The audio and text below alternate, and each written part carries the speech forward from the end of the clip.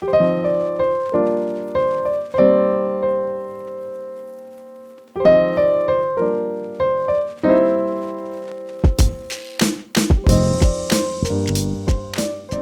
today I'm here with Denise Stephanie Hewitt, photographer, producer, image maker.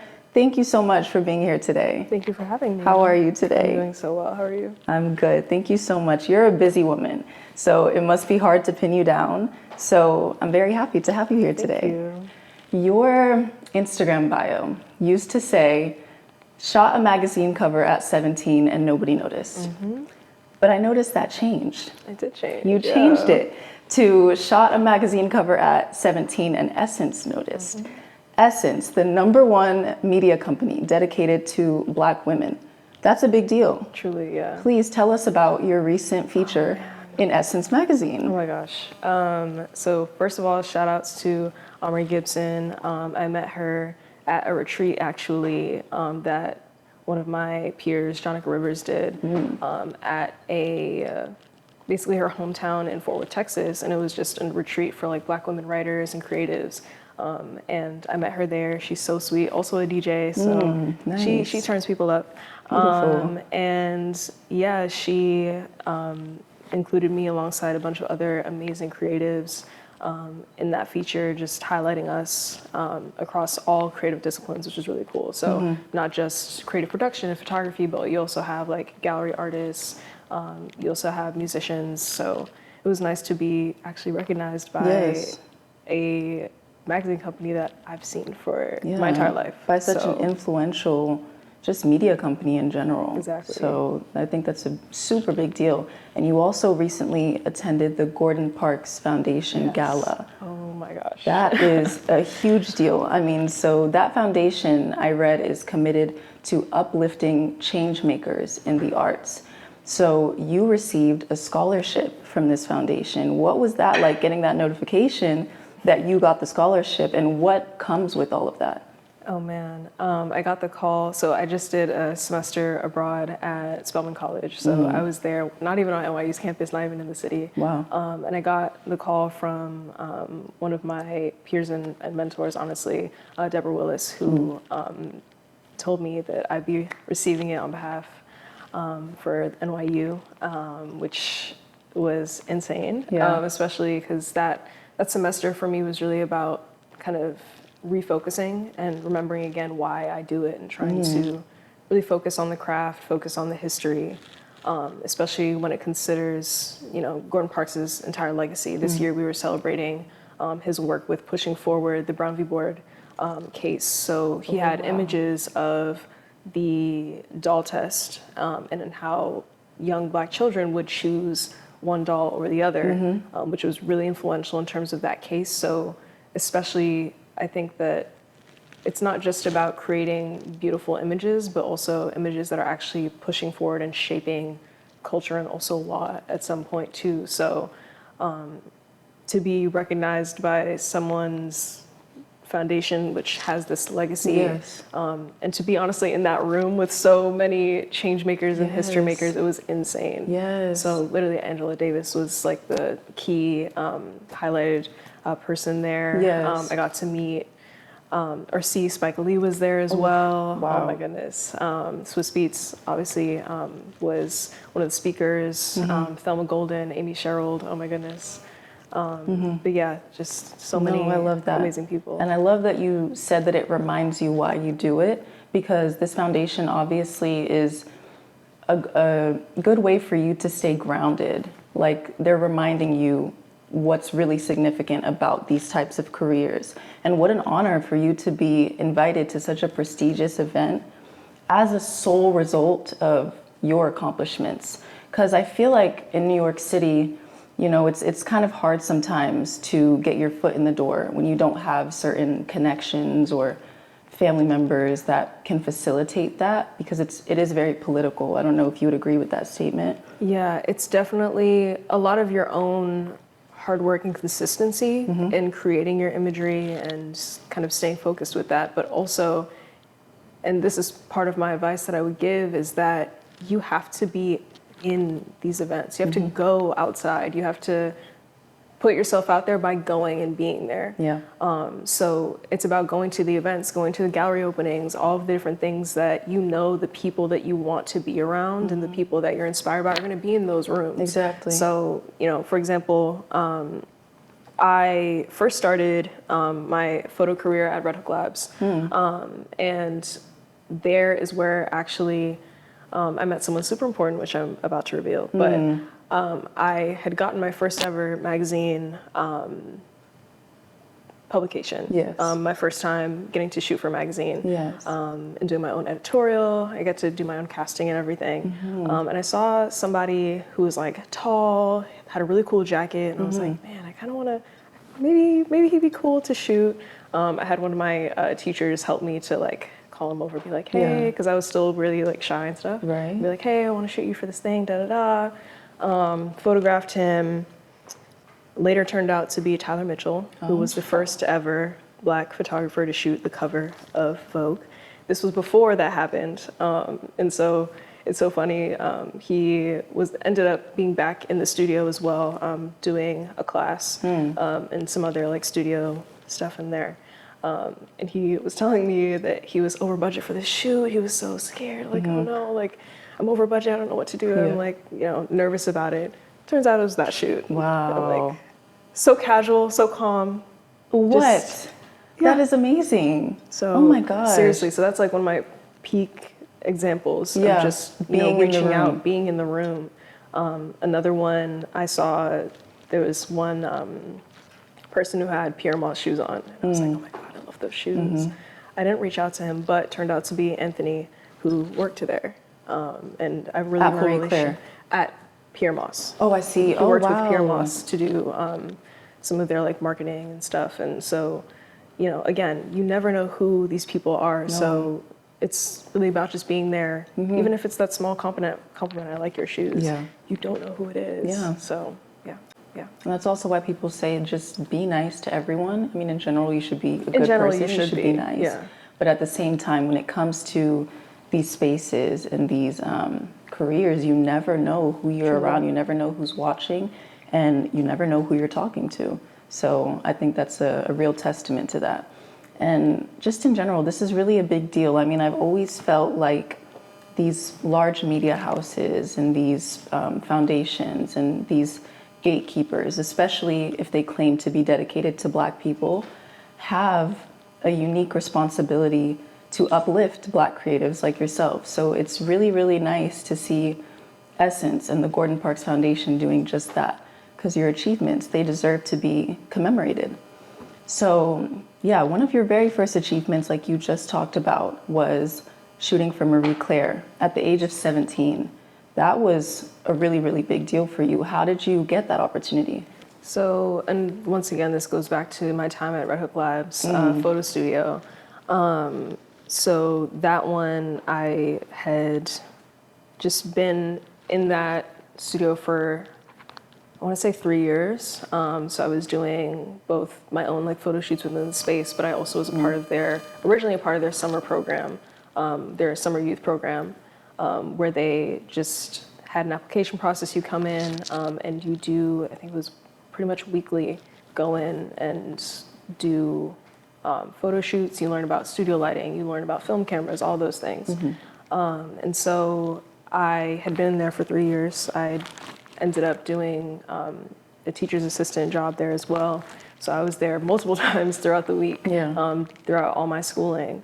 And at that point, I had already gotten numerous gigs and opportunities, WNBA, all of these other things, More or Less magazine, through that company. And so my mentor, Jimmy Moffett, who owned the studio, had mentioned to one of the creative directors of Marie Claire that he had some students here who were amazing and wanted to do a shoot with them. So it ended up being me and 2 other of my friends at the program who got to photograph her. It was super funny though, because I'm in school, so I was in high school at this point, where I couldn't just, it was at the point where I couldn't just fully call out of school and go and do stuff, but You know, it's the 8 classes in a day or whatever, 8 periods. So it was the case where I had like skipped maybe my like last art class and then just ran over to the studio and I was like the last person to shoot her. So like the other, my other 2 friends had gotten to like do different sets and some outdoors, whatever. Mine was indoors. Were they older?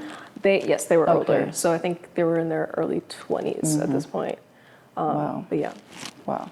Do you feel like this opportunity opened doors for you that you wouldn't have had the key to otherwise?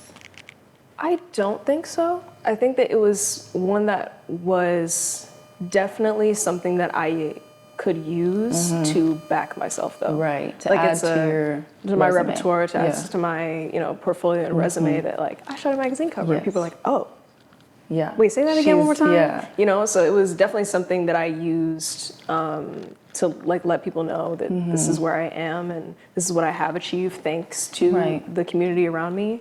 But it's definitely something that when I can say or like put on there, people stop. So I think it kind of, maybe it catapulted or kind of helped to get the eyes. Yes. But that doesn't always keep people there. Right. You know what I mean? Right. You have to have that drive. You have to have that professionalism also and that consistency to, you know, make the jobs, but also, you know, actually do them well. Absolutely. So, yeah. Yeah, I love that. And Marie Claire is not any regular feat. I mean, it's like an established international magazine that's been around for like close to 100 years, I'm pretty sure. So it's a big deal. It's a very big deal. And was it after that that you shot behind the scenes at the Met Gala? Yes, so it was after that. So that magazine actually came out the month before COVID started. Oh, so my goodness. yeah, it was a time. Okay, so it must have been like a year later, the Met Gala. So Met Gala, first I had gotten, so kind of rewinding a bit, my first Vogue article was with someone who had been following my journey already for a while before even that cover. What they had actually, from what I remember, started following me for was my Barney's New York campaign, which that one I feel like is my like prized project, where I got to do a lookbook for Barney's after being selected for their program and their scholarship there. Where I got to turn what typically would just be a line of clothing for Barney's into a whole story about my great-grandmother and her immigrant story here. Oh my goodness. And also the ownership of a Bed-Stuy brownstone by a Black woman. Wow. So I did read about your grandmother. So that is so incredible and so inspiring. And I love that you use her and your family to inspire your work. So how did that work? Did you just get to pick out pieces from Barney's, like anything that kind of reminded you of her? So I first got to see the collection and then I had to decide like where was I going to take it, what were the ideas going to be. And so I remember we were at a table in like downtown Brooklyn, my family and I, just like celebrating the fact that I even got it. There's like a whole article about like my reaction to it and everything. We were sitting there and I was like looking through the lookbook and stuff. And then I just like turned my head to the side. I was looking at it and then I turned to my dad. I'm like, Mama though, this is something she would wear. Yeah. Because my great grandmother, she was very much an avid churchgoer. She used God and her religious practices as like the guiding force for everything that she did. And so going to church was an event. You dress up, you put your fancy hat on, like so decorated. And so seeing all the jewelry. Exactly. So using that, I thought it would just be perfect.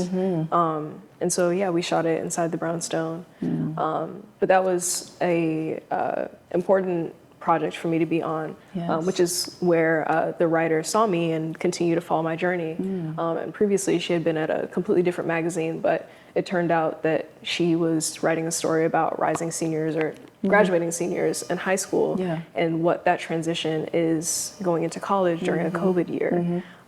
So I ended up being the person that she had asked alongside a few others.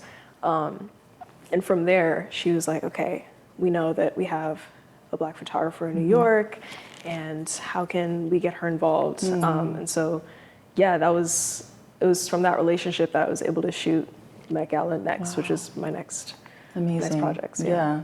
And how was that? How was that experience? Oh my goodness. Like that's like everyone's dream is to go to the Met Gala. Oh my gosh. It was insane. Even, see, a lot of my stories are always going to start with like receiving the emails for things first. Because receiving the emails, that's crazy. That's the point that you're like, oh my God, like I'm really about to do, like, that notification is something. The notification is crazy because I remember forgetting the first one. So for the first Met Gala I did, which was September 2021, I shot 2 people. The first was Simone Biles, the second Sha'Carri Richardson. Yes. And I was at a lunch table for orientation for NYU Tisch photo program.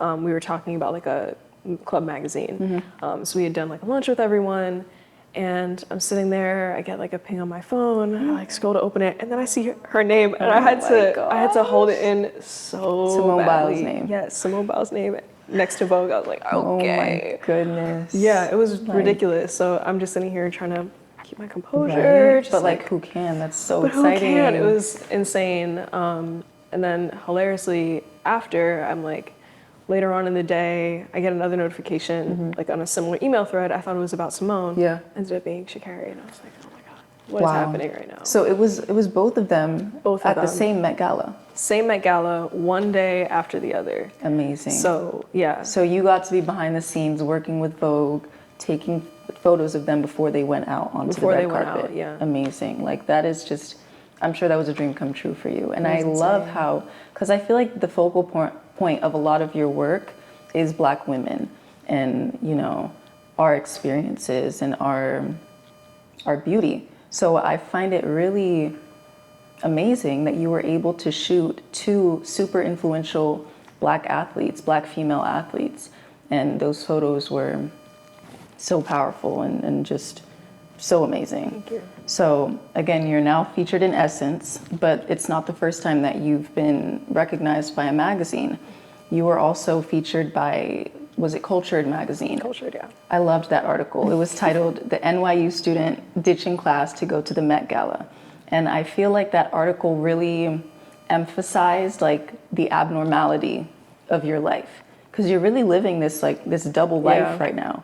Like, what is it like balancing college and work while also trying to maintain a social life? Well, I'm gonna pick up the cup for this one. Please y'all. take a sip, because like I do wonder, because it's just, it must be hard.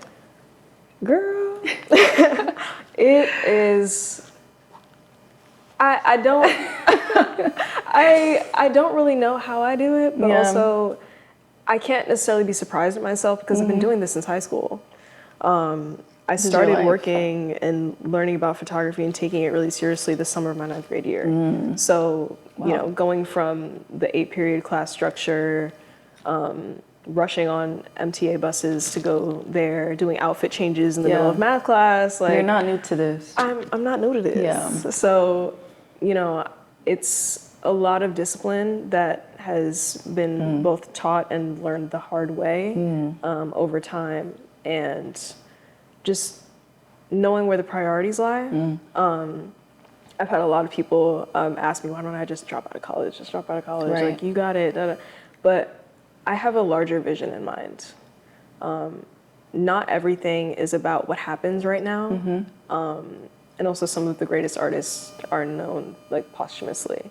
So it's not just about taking photos right now for me. It's about a legacy that I'm building, and also just a strategic thing, because I know that in the long term, I want to do like management, creative direction, production, all these other things. And one of the key things that you need to have is a bachelor's degree. Yeah, and it sets you up. Exactly. So I need to have myself set up and ready. And I think that, you know, if you can go to college, then definitely do it, because it sets you up so well, not only with the jobs that you can take on later, and just it opens yourself up to a lot more. And it's definitely a privilege, but I'm gonna stick with it and see As it you through. should. So As you should. It is a privilege. Like you said, not everybody has this opportunity, so take it and run with it. I really love like the progression of your career, like as I'm watching it. And I say that lightly because obviously your career is just getting started. But I think it really is a true testament to the importance of hard work and patience and how one opportunity can lead to the next and so on.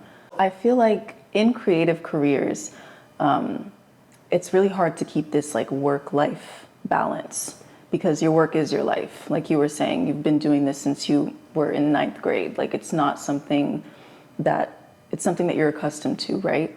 So I feel like the downside to that though is that a lot of creatives deal with burnout. And so how do you deal with the exhaustion that inevitably comes with all that you do? I am still learning how to kind of navigate that, honestly. I think sometimes what I do is I just simply do not create, especially because I'm a perfectionist. Yeah. So I take everything very, very seriously and all that I do very seriously. Yeah. So sometimes I just take time to not take pictures, not try to create concepts and do this because there's also a lot of noise at the same time. When you have Instagram not just as a platform for inspiration, but also a networking platform alongside, you know, wanting to make sure you're up to date on what's going on in the industry, who is releasing this, who's releasing that. You can easily become overwhelmed with things that you need to keep up with, but also kind of navigating where does my story and the stories that I want to tell line up and fit into that. So honestly, I just take breaks. And I think this last semester, studying away at Spelman College was my time to do that. And it was my excuse to do that also, because living in the city, I am always and constantly on the go. Like I see opportunities and I always will take them. Yes. But taking time away in a state that I had never been to before, and a state that also is so much slower than the city, than New York. It allowed me to take time to just rewire and get used to kind of living a slower life and also like slowing my mind down as well. Yes. So I think it was a time to be very much so more kind of meditative, really focus on the coursework because these are things that I'm actually interested in. It's just that when you have so many other things to juggle and think about, sometimes you can feel despondent or feel disconnected from the core work, even if it's about something that's very close and personal to you. Yeah. So I think this past semester was a great one to kind of rethink, refocus, study over again, and just get rooted back again into everything. And then coming back and being welcomed at the Gordon Parks Gala was amazing. Cherry on top for that. So. No, it's very important because the pressure to stay consistent can be really, really hard on your mental and then physically as well. Like exhaustion is dangerous. It can lead to, you know, health issues. So it's really important to take that time off and to take time to just do other things that you're interested in. Because I'm sure you have other passions as well. Like, was photography always on your radar? Or did you ever have any other career paths that you were interested in taking? So here's the tea. I actually started out in video first. Oh. So I was very much one of those girls on YouTube, loving all the lifestyle YouTubers. Yes, My Life me is too. Ava, Alicia Marie, Oh my God. Bethany Moto. Oh my gosh, they have my heart. That like, was an era. You know what I'm saying? Yeah. Those were my like arts and crafts girlies. Like I would spend like days, like I would put a note on my door, do not come in, because I'm doing a transformation for my room right now. Like I'm redecorating, I'm making like tassel garlands and like everything for different seasons, for my birthday, for Christmas, like so you've all always of been that. creative like this. Always. Yeah. I was making cardboard doll houses out of like shipping packages, like making dresses out of tinfoil for my dolls. Like that was very much my life. So I've always been creative, but I just saw an opportunity to further explore photo at the studio. And I just took it and kept putting my all into everything that I do. So put my all into photo and kept doing that and kept, taking opportunities, and now I'm here. Yeah. And I think when it comes to, and you talked about consistency and achieving, honestly, some of my favorite times and about taking photos is being on set and the preparation for it. Honestly, not even really the release. Taking photos on set with a team and like with friends and creating is honestly my favorite part about the creative process, honestly. Because there's this chemistry and a vibe. You put a Spotify playlist on, because I curate all of my playlists, okay? Please share it with me. Right, I would and love so, to hear. working with like a makeup artist, set designer who have their own visions and their own kind of practices that they've been crafting for years as well. It's like, you all are working together to build not one image, but one set that is cohesive. Tell me that's not crazy. You know what I'm saying? The best experience. So yeah, it's honestly like being on set is my favorite. Post-production is where all the hard work comes, but being on set and present with everyone, because community is so important to me, and I'm very particular about the people that I bring on set, because it's the success of a shoot really depends on that chemistry and that vibe together. So, I love, like, it's almost like a little matchmaker situation where you're like, I know that this makeup artist and this model would do amazing. I know that, like, I love that. Like, those partnerships are really important to me. And that's why you are an amazing producer. And I love that you bring up this sense of community that you like to encourage on set, because I feel like we live in such an individualistic culture. And in New York, I feel like it's even more like everybody's, hustling, trying to get somewhere. And it can be like you have such tunnel vision that you forget that you need people. You need, companionship. And from a model standpoint, I'm really glad that you bring that up as well, because I'm very happy to say that I've had the honor of working with you. And your professionalism, I really appreciated, but I also just appreciated you letting me be a part of the creative process. And I could just sense from the beginning that you were a very genuine person. And I think that is the true reason why you're going to go far in this industry. Thank you. So yeah. Well, thank you so much for talking with me over tea today. And cheers. I wish you the best in your career and in everything that you do. And yeah, congratulations again. Thank you so much for watching Over Tea. We'll see you in the next episode.